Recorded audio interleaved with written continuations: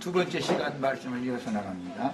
첫 시간에 이 부분까지는 좀 맞췄으면 했는데 다 안 됐네요. 땅 이야기를 하면은 좋은 땅 이야기가 나오고 좋지 못한 땅 이야기가 성경에 나온다.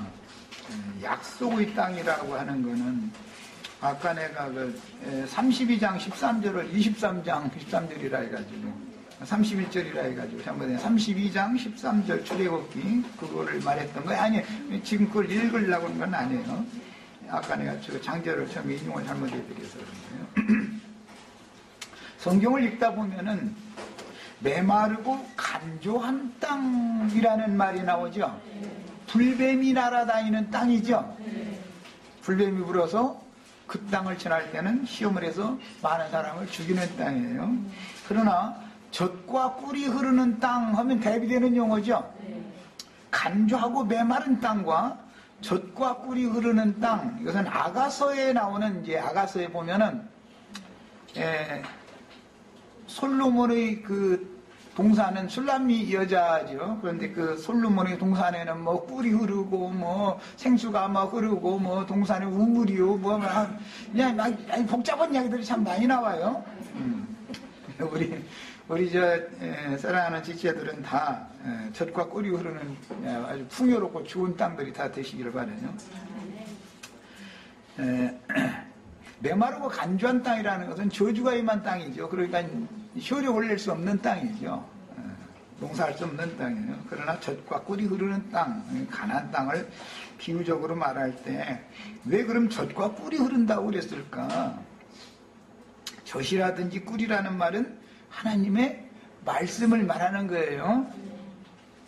하나님의 말씀이 흡수되어지고 그 마음의 은혜로 흘러가는 땅이 좋은 땅이다 그런 말이에요. 그런데 아무리 하나님의 말씀을 증거를 해줘도 메마르고 간조한 땅에서는 속에서 끓어올라. 저 이단이더만 이러고 속에서 막 그냥 거부가 막 오는 거예요. 그러면은 열매를 맺을 수 없죠. 그래서 이제 토해내는 땅이라는 말도 읽어보셨죠? 생명의 씨를 애써서 농부가 이렇게 심어놨더니 땅이 타개져 가지고서는 씨를 밖으로 밀어내놓으면 새들이 와서 다 먹어버려. 그게 생산이 안 되겠죠? 상징이요. 씨를 심는데 땅에다가 설정했다라는 말도 있지만 땅이 또 씨를 토해내는 경우도 있다. 성경에는 이런 대비되는 용어들이 많이 나오기 때문에 제일 이제 잊어먹지 마실 것은 메마르고 간조한 땅도 나오고 거기는 불뱀이 날아다니면서 다 불어 죽이는 땅이에요. 거기는 젖과 꿀이 흐르는 땅은 우리에게 유업으로 주시기로 약속한 땅인데 그 땅을 함 자손들이 미리 가서 선점을 하고 있기 때문에 이제는 땅을 정복해야 그 다음에 다스리는 권위가 주어지겠죠. 창세기 시작에서 그랬죠. 땅을 정복하라, 다스리게 하자 이랬어요. 사실은 이제 이 문제가 너무너무 중요합니다. 예수님이 오셔서 형제 자매님들의 마음을, 영혼을 정복하시고 그분이 왕으로서 임재하셔서 다스려야만 복받은 땅이에요. 그런데 실제적으로 그러면 성경이 예수님이 말씀하실 때 좋은 땅이다 라고 말을 한 그 의미는 내가 어떠한 죄인인지를 깊이 뉘우치면은 태가 두꺼운 흙이 두꺼운 채전밭이겠지요. 거름기가 많다라는 것은 나는 부패하고 아주 썩은 인간이다 라는 것을 알고 철두철미하게 아주 그냥 너무너무 깊이 이걸 깨닫는 사람이에요. 이런 사람 보고 좋은 땅이다, 자기 채전밭이다 이렇게 성경에서는 말하는 거예요. 그냥 신약성경 이 씨 뿌리는 비유 생육 번성시키는 이 천국농사의 말씀을 읽으실 때는 채전에다가 뭐 씨를 심어서 뭐 100배로 결실을 하였느니라 뭐 이제 이런 말씀을 읽으면은 저 조영기 목사처럼 막 11조 헌물 갖다 바치니까 막 100배로 막 축복이면서 부자 됐다 이런 말이 전혀 그런 말이 아니에요. 예. 그건 완전히 성경과는 너무도 상관없는, 그런데 그런 말이 지금 기독교계에 보편적으로 설교 계속 그쪽으로 들었죠. 설교를 다 그렇게 지금까지 가르침 받아왔을 거 아니에요. 전혀 그런 뜻이 아니에요. 조은 씨는 예수님의 입으로 나오는 그리스도의 영과 생명의 말씀을 말하는 것이고, 그 말씀은 어디에 심어져야만 결실을 맺을 수 있냐 하면 깊이 뉘우치는 그 사람의, 그 사람 마음씀이 아주 깊은 마음이더만, 그 마음도 기왕이면 넓어야죠. 또 채소도 체전밭이라 해가지고 손바닥만 해봐야 상추 몇 폭이나 심겠어. 아주 그냥 웬 동네 사람 다 먹고 남을 만큼 아주 그냥 그 사람이 마음 쓰는 것이 마음이 참 넓더만, 이래야지요.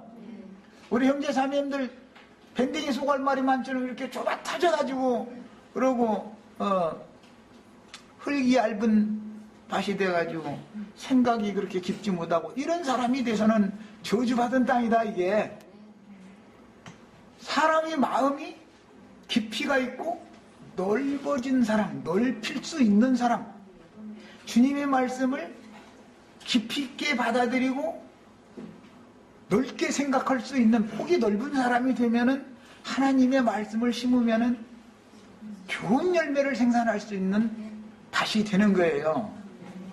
그런 뜻이에요. 그래서 우리 형제 자매님들은 이런 말씀을 들을 때, 지금까지 내가 우주의 비밀을 기록하고 있는 성경에 대해서 나름대로 안다고 생각하고 교만을 떨었는데, 그것이 이것이 하나님 앞에 이게 제일 큰 죄구나, 이걸 깨달아야 된단 말이야. 유대교 지도자들이 예수님이 말씀 증거를 하면은 모세의 글에는 이런 데에 가면서 따진 것이 왜 그래요? 그들이 나름으로 아는 성경 지식이 이미 있었었기 때문에, 그들의 그 관념이 되어 있기 때문에 주님께서 오셔서 천국의 비밀을 증거를 해줘도 받아들이려고는 않는다 이거예요. 흡수가 안 되는 거예요. 이게 결국은 저주가 임했죠. 어떻게 너희가 지옥 판결을 피할 수가 있겠냐 하고 완전한 저주가 딱 임해버렸어요. 그런 밭이 돼서는 안 되겠어요.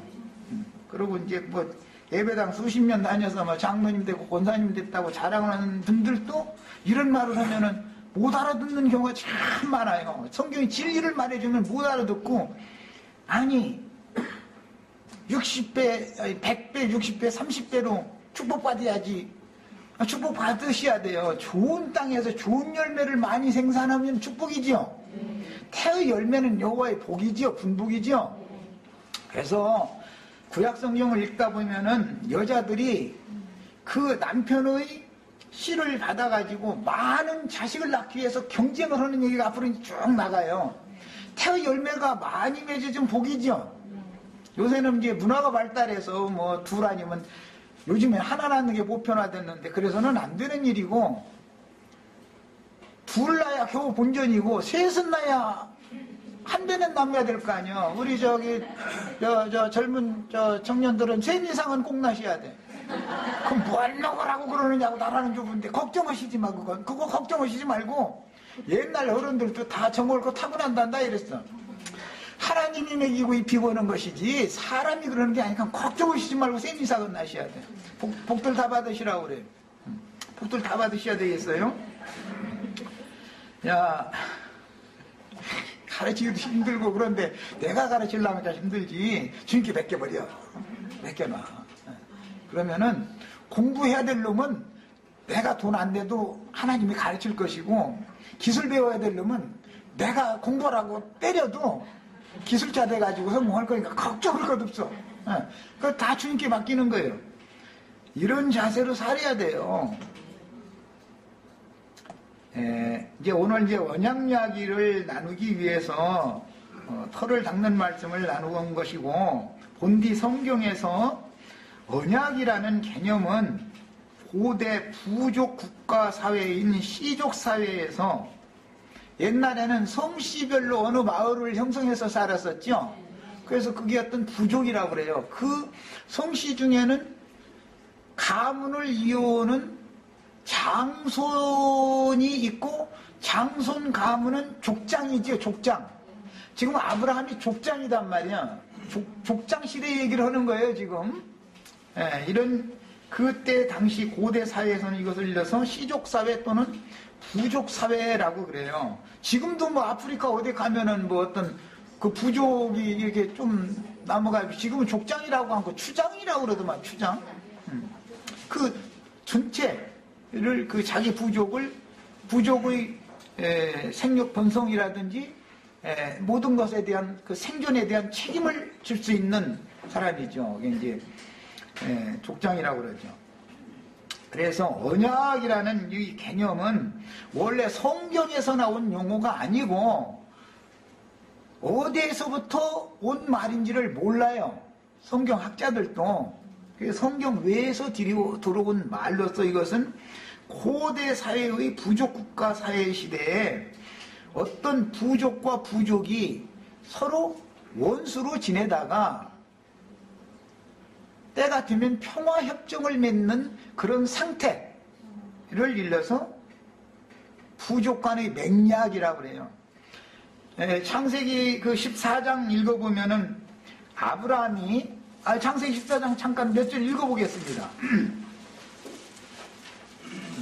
13절부터 13절 읽겠습니다. 창세기 14장 13절. 도망한 자가 와서 히브리 사람 아브라함에게 알리니 그때 아브라함이 아모리 족속 마므레의 상수리 숲을 근처에 거주하였더라. 아모리 족속의 영내에 아브라함이 지금 얹혀서 사는 거예요. 아브라함은 이때 당시 자기 기업이 없었으니까.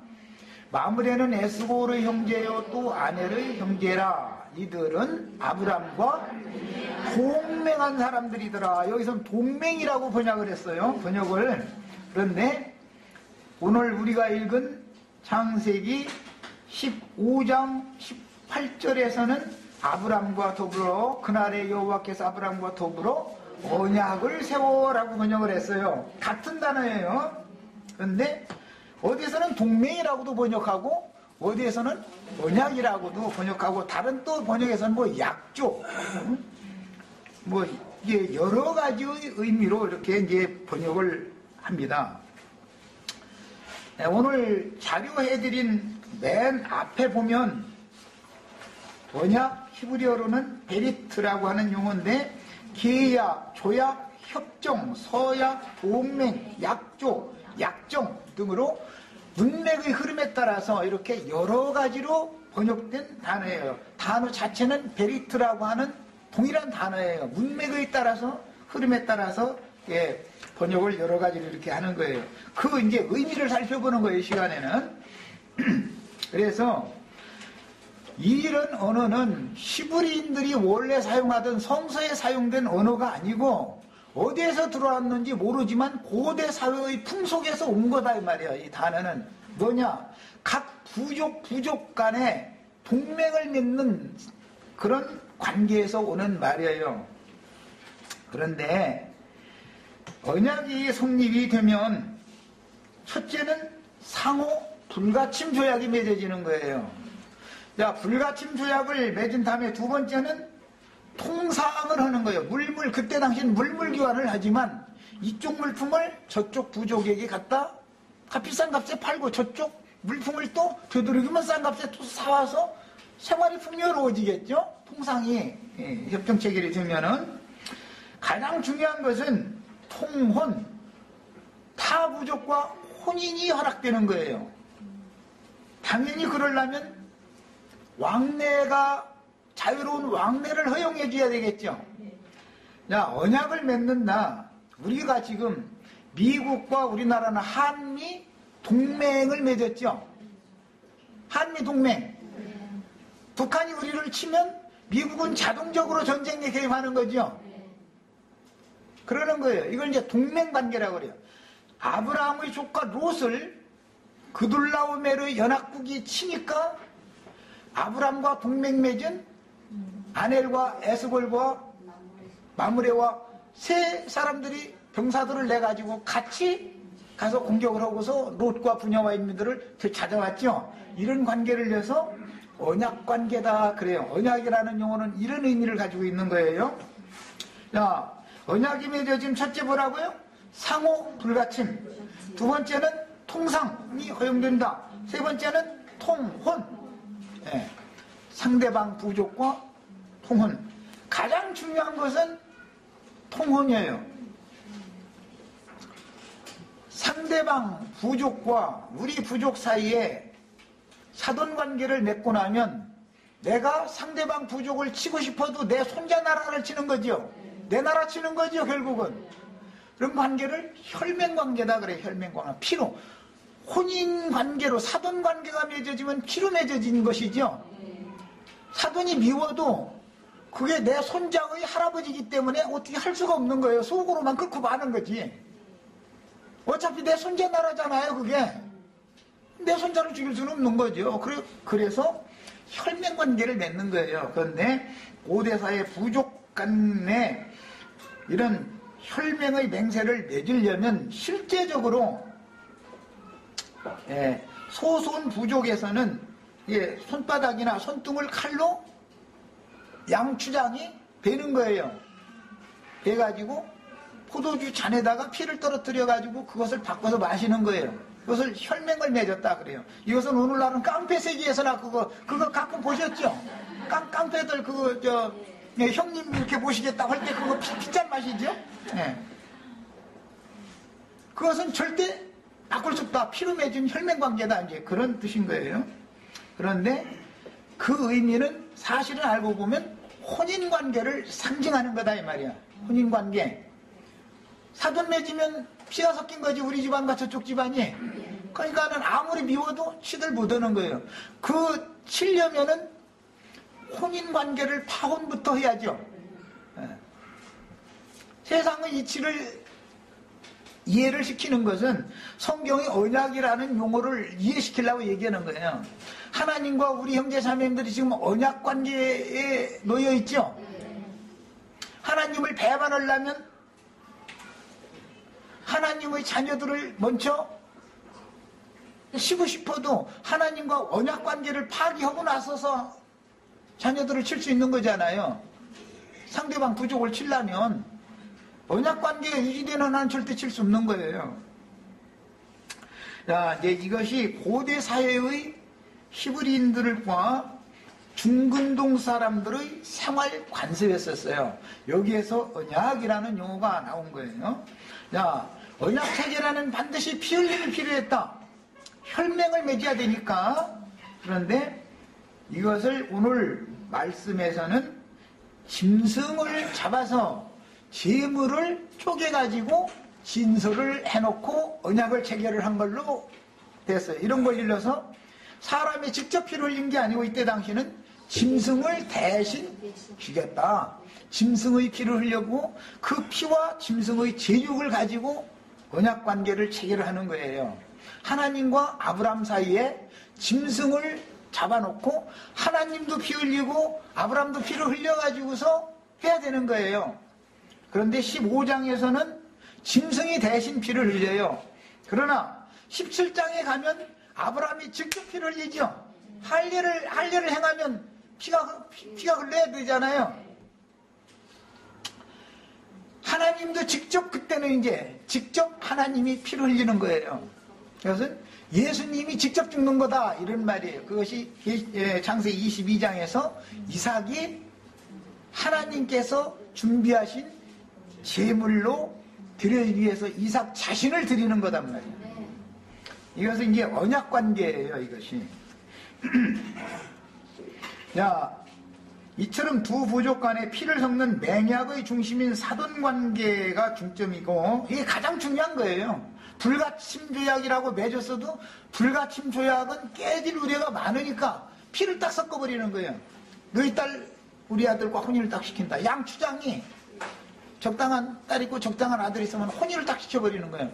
그러면은 어차피 양쪽이 다 자기 손자 나라가 되기 때문에 못 치는 거죠. 이제 언약을 배반할 수 없는 거죠. 그래서 피를 섞는 거예요. 자, 그 다음에 타 부족의 침략이 있을 때는 공동으로 막고 번성, 생육하는 그런 관계를 유지하는 거예요. 함께 협력해서 양 부족 간에 이걸 일러서 언약이다 그래요. 그런데 성경을 읽다 보면 출애굽을 하고 나면은 시나이 반도 오늘날로 말하면 가자지구라고 하는 곳에 이르면은 아말렉이 나타나죠. 아말렉이라는 것은 저희가 뭔 목축을 하든 농사를 짓든 해서 저희가 노력해서 사는 놈들이 아니고 남이 죽으라고 해놓으면 나서 약탈해서 먹고 사는 놈들. 지금 세상이 살벌한 게 왜 그래요? 정직한 백성들은 죽으라고 수고해서 이렇게 살라고 애쓰는데 애써서 모아놔두면은 이상한 사기꾼 놈들이 와가지고 약탈해가지요. 우리 형제 자매들 사기당하지 않으려면 아말렉을 이겨야 돼. 이런 사람들은 신약의 용어로는 남의 집에 가만히 들어와서 연약한 자들을 탈취해가는, 사람을 탈취하는 자며 이런 말씀 나오죠? 탈취해가는 놈들이요. 예. 그게 어떤 사람들인지는 내가 지금은 말 않겠어요. 그래도 다 알고 계셔야 돼. 에베소서에 보면 주님께서 목자와 사도와 교사와 목자와 뭐 이런 사람들을 교회 중에 주셔가지고 사로잡혔던 자들을, 탈취당했던 자들을 다시 사로잡아요. 다시 되찾아오는 얘기가 구속이죠. 그게 교회단 말이야. 우리 형제 자매들 마귀에게 다 사로잡혀 갔었었죠. 아말렉 족속들을 통해서 다 탈취당했던 거예요. 이 경험이 없으면 아직은 내 말 못 알아들을 거예요. 이거 저기 가서 막 11조로 헌금 내보고 막 그냥 죽어라고 해봐야 알아. 그러다가 이거는 아니구나. 이제 어느 날 빛이 오면은 내가 이거 사탄의 사자 하나님의 집에 가만히 들어온 이상한 놈들, 이 아말렉 족속한테 내가 탈취당해 있었네 싶고서 자신의 신앙을 회개하고 돌이켜야 주님께서 사로잡혔던 자를 다시 사로잡아가지고 하나님의 소유로 되돌려들어 구속을 이룰 수가 있죠. 예. 이렇게 하는, 오늘은 이제 요 문제는 여기까지만 할게요. 간략하게 해서 넘어가야 되니까. 이런 의미에서 후에는 약혼이라는 혼인에 관한 율법이 매우 중요하게 다뤄집니다. 성경에 이제 율법 얘기를 하면은 크게 대별해서 보자면 제사법이 중점이고, 오늘 아브람과 언약을 맺는데 제물을 바쳐야 되니까 제사법이죠. 아브람 하나님이 받으신 제물 드렸으니까 제사장이죠 지금. 예. 그 다음에는 절기법이 그 다음에 뒤따라와요. 당연히 절기, 날짜 절기라고 하는 것은 때와 기한과 관련되기 때문에 그런 거예요. 그 다음에는 생활 윤리 도덕법이 나와요. 율법은 크게 이 세 가지로 구성이 되어 있어요. 첫째는 뭐라고요? 제사법이에요. 두 번째는 뭐라고요? 절기율법이에요. 세 번째는 윤리 도덕적인 법이에요. 일상 삶 가운데서 어떻게 해라, 무슨 하지 말아라, 이제 이런 거. 자, 이것은 반드시 어디에서 비롯되느냐 하면 언약이라고 하는 큰 틀 안에 이게 포함이 되는 거예요. 하나님의 말씀이 율법이니까 하나님의 말씀을 가지고 하나님과 아브람 사이에 약조를 맺는 거예요. 맹약을 하는 거예요. 피로 맺은 언약을 맺는 거예요. 자, 그런데 예수님의 혼인 기약이 이르기까지 언약 때문에, 말씀으로 언약을 맺기 때문에, 언약 말씀 때문에 제사법, 절기법, 윤리, 도덕법으로 대별되는데, 그 문제 중에서 언약을 맺으면 제일 중요한 것이 혼인관계, 피를 섞는 얘기다 이 말이에요. 피를. 여기 그 문선명인가 그 사람이 피가름의 교리라는 것 얘기 들어보셨어요? 네. 그러고 뭐 저 신림동 근처에는 이상한 놈들이 참 많아. 그래가지고 저하고 어떻게 무슨 관계를 맺어야 거룩한 피를 어떻게 해준다고 해가면서 도망다니다 잡혀가지고 지금 징역사려는 그 이름이 누구더라고요? JMS? 예.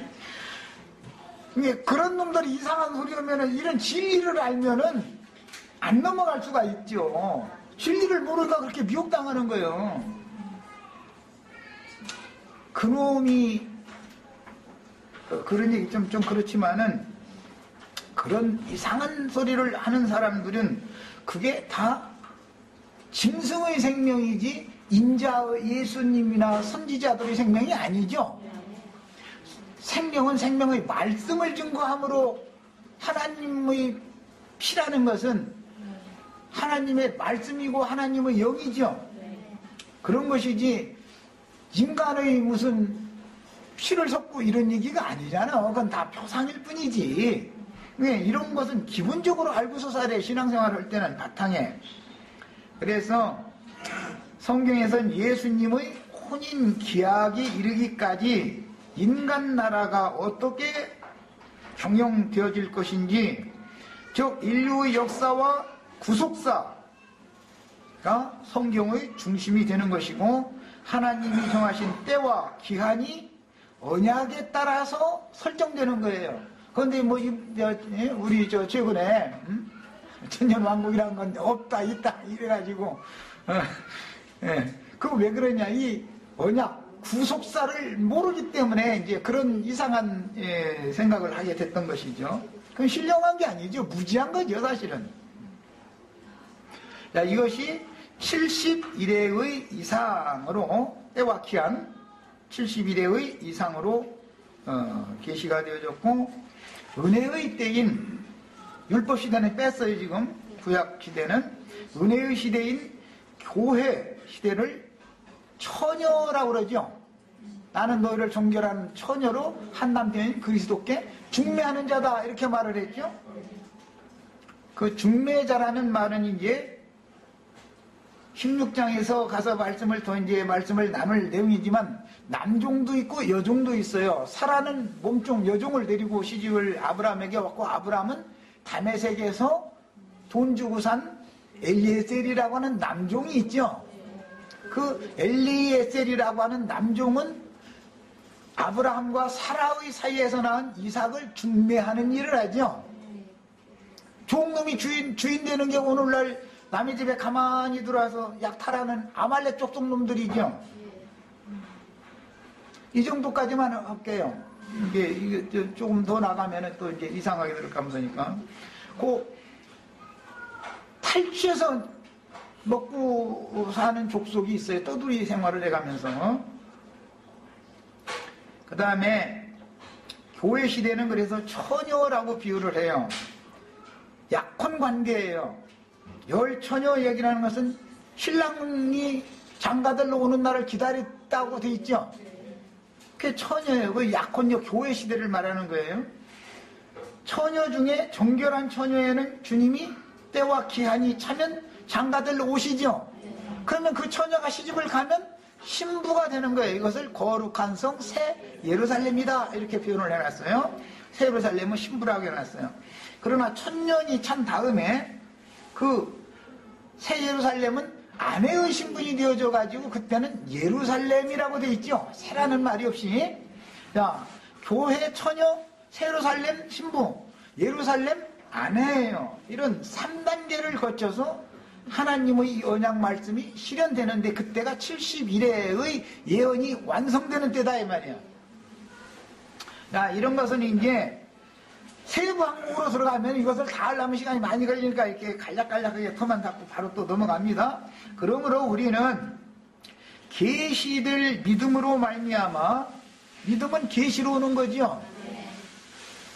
개인적으로 주님이 이루어 놓은 구속에 참여하는 이상이 밝아져야 하는 것은 신앙의 기본이며, 아들을 낳은 여자의 정결기간과 딸을 낳은 여자의 정결기간을 정하신 하나님의 뜻과 목적을 이루기 위하여 때와 기한을 정해두시고 우주를 경영하시는 경륜적인 구속사, 하나님의 언약사가 어떻게 이루어지는 것인지를 계시로 깨달아야 된다.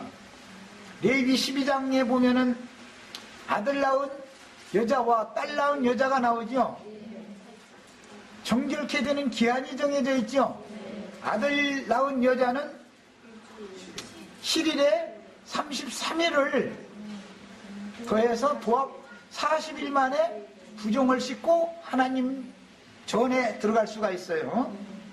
딸을 낳은 여자는 27일, 14일에 66일이라고 하는 부정기간을 거쳐야만, 도합 80일, 40일 두 번 거쳐야만 하나님의 성전에 들어갈 수가 있어요. 이게 율법으로 그래서 정해지는 거예요. 그러니까 천년왕국이 있다 없다라는 걸 사람이 결정해서 될 일이 아니죠. 하나님이 정하신 계시대로 될 것이죠. 우리는 아들 낳은 여자, 즉 계시록에서는 해를 입은 하늘의 해를 입은 여자가 12개월의 멸관을 쓰고 사내 아이를 낳았는데 그가 하늘로 데려감을 받으니까 용이 삼킴으로 하늘로 데려감을 받으니까 하늘에 큰 전쟁이 나가지고 용은 하늘에서 쫓겨나는 얘기가 이렇게 전개가 되죠.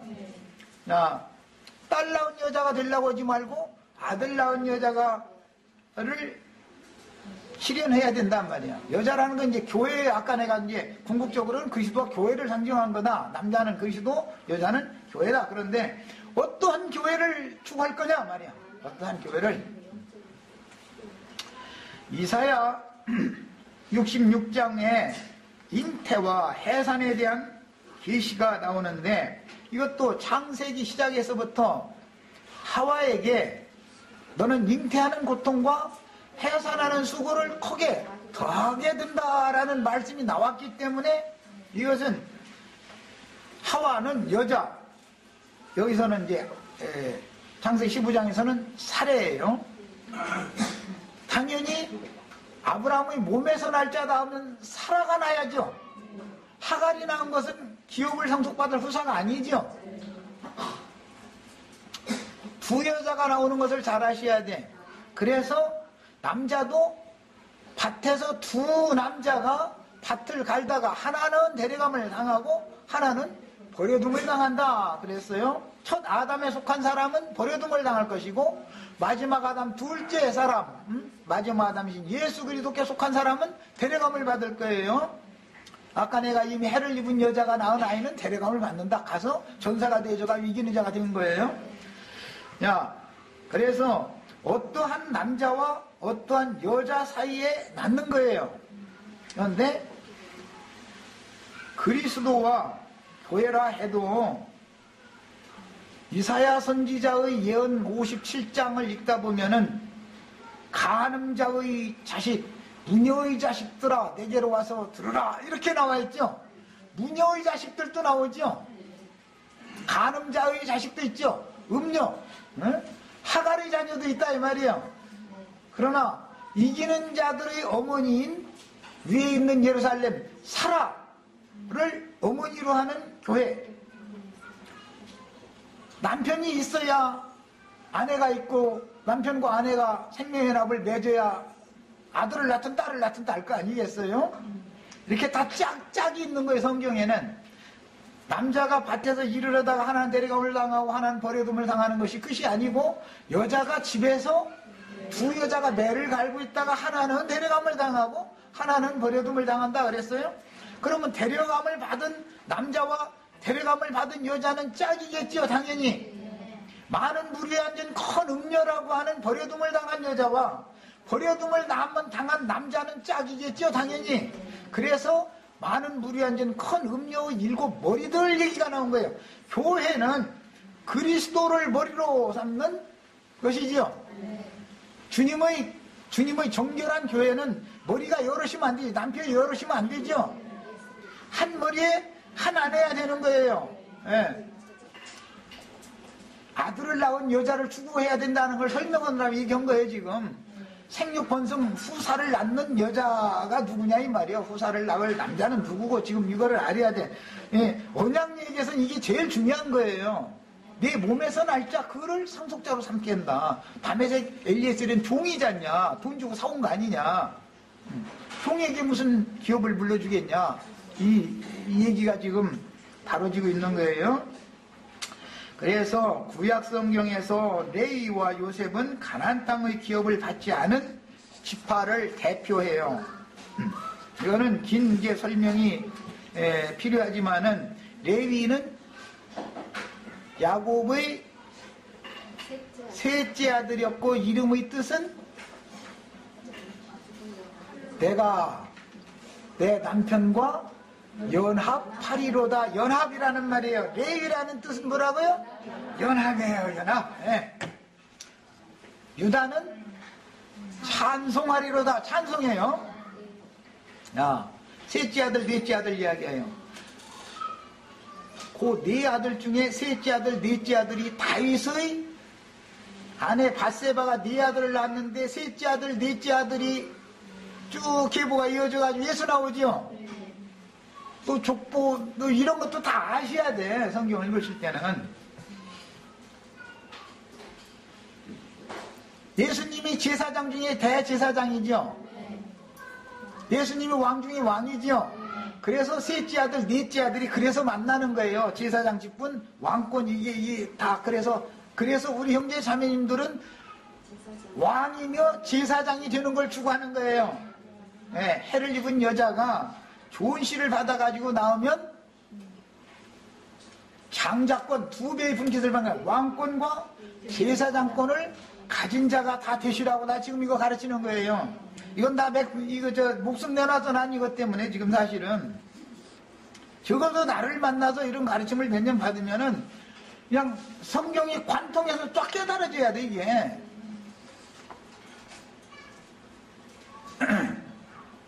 그 다음에 죄인과 하나님 사이를 연합시키려면 중보가 필요하죠. 중재가. 그래서 레위는 중재자이고 제사장이 직분을 하는 거예요. 거룩하신 하나님과 속되고 타락한 인간을 연합시키려면 중재를, 중간에서 중재를 해줘야죠. 그러려면 어떻게 해요? 하나님의 거룩하심을 가지고 사람들에게 오지만 사람들은 그 거룩하심에 참여할 수가 없으니까 사람들의 죄를 레위가 대신 지고 하나님 앞에 가야 되겠죠. 야, 이것이 제사장 직분이라고 그러는 거예요. 왕권은 요셉이 행했는데 자기 동족들에게는 기르고 먹이는 일을 했죠. 고센 땅에서. 그러나 애굽 사람들 또는 각처에서 식물을 사러 오는 사람들에게는 철장으로 다스리는 거예요. 인장반지를 바로 왕이 요셉에게 인장반지를 주고 화찰나는 가마 타고 다니면서 호령하게 만들었어요. 다 읽어보셨죠? 왕권이 양면이 있는 거라는 거를 지금 말씀드리려고 그래요. 상징이에요. 그래서 이 세상의 주관자들, 종사와 권세를 잡은 자들이 바다에서 올라온 짐승이라 그러고 땅에서 올라온 짐승들은 악의 형들로서 그들은 교권을 가지고 휘두르지요. 세상의 주관자들은 바다에서 올라온 짐승들이다 그러는데 세상의 주관자들은 철장으로 다스리지요. 우리나라 같은 경우는 경험 다 해봐서 아실 거예요. 뭐 바가무개시, 뭐 전함무개시 이런 사람들은 철장으로 막 그냥 가서 그냥 총칼로 막 군합발로 그냥 다스려버린 사람들이잖아요. 그런데 또 이상하게 사람이라는 건 타성이 있어가지고 그렇게 막 얻어맞이야 좋아하는 특성이 있어. 그냥 놔두면은 풀어져 버려. 네, 그래서 자꾸 그냥 막 후려치는 걸 좋아하는 것이 이 타락한 인간의 특성이에요. 그냥 난 맞는 것이 참 싫던데. 또 얘기도 조금 더 하면 저 검찰청에서 오라고 하면서 이제 그만해.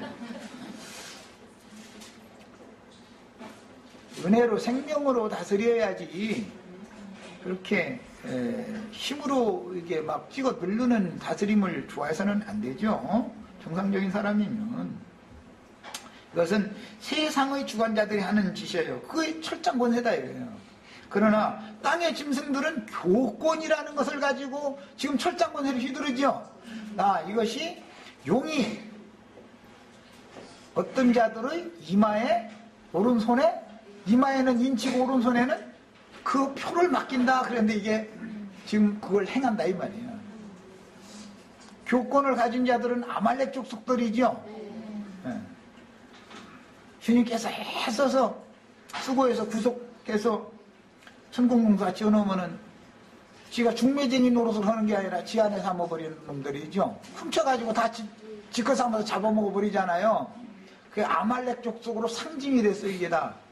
이 성경 읽을 때는 이런 것을 알고 읽어야 돼. 팔레스타인 열 족속 그런 것은 블레셋 족속이다 그러죠. 블레셋 족속. 구약 성경 읽을 때는 이런 기본 원리를 아셔야 돼. 블레셋 족속이라는 것은 할례받지 않은 사람들을 대표하는 거예요.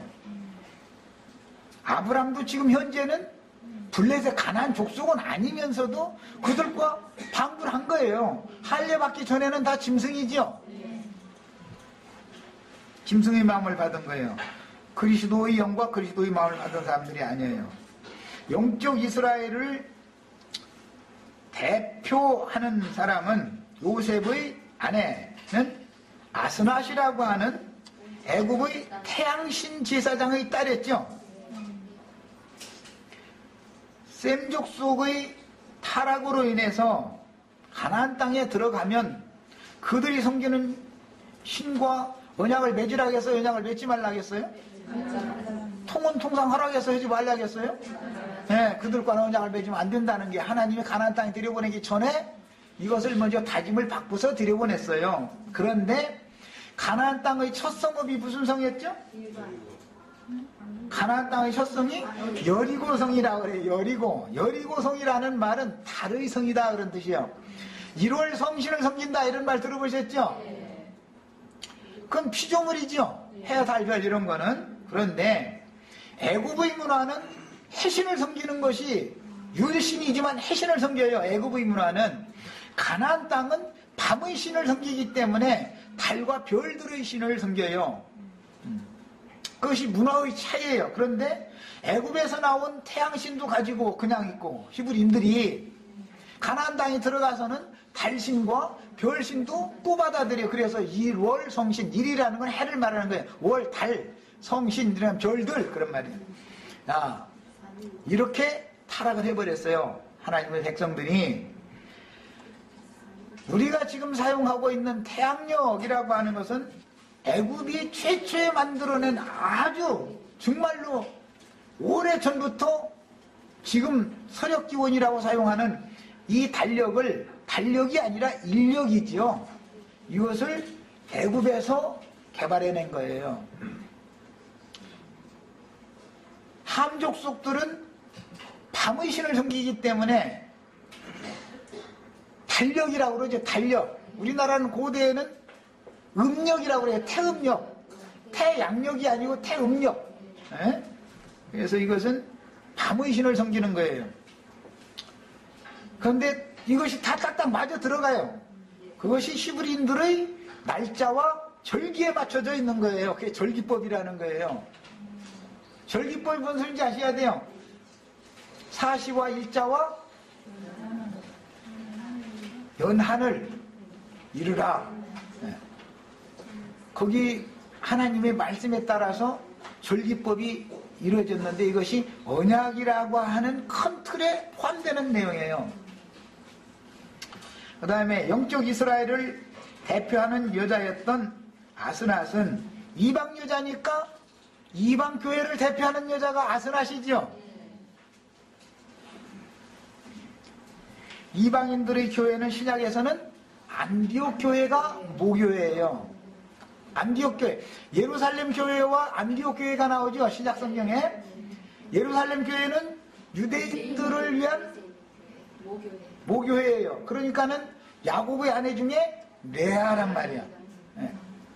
아스나앗은 요셉의 아내였지만 야곱으로는 며느리지요. 그런데 이 며느리가 낳은 아들을 야곱의 아들로 입적을 했기 때문에 야곱의 아들이 됐죠. 아스낫이 낳은 이 아들은 이방 교회라는 것은 이렇게 구속사, 언약사와 당연히 관계가 되어 있는 것이다. 이런 것을 영적으로 다 깨닫고 계셔야 되겠어요. 시간이 됐으면 여기까지 하고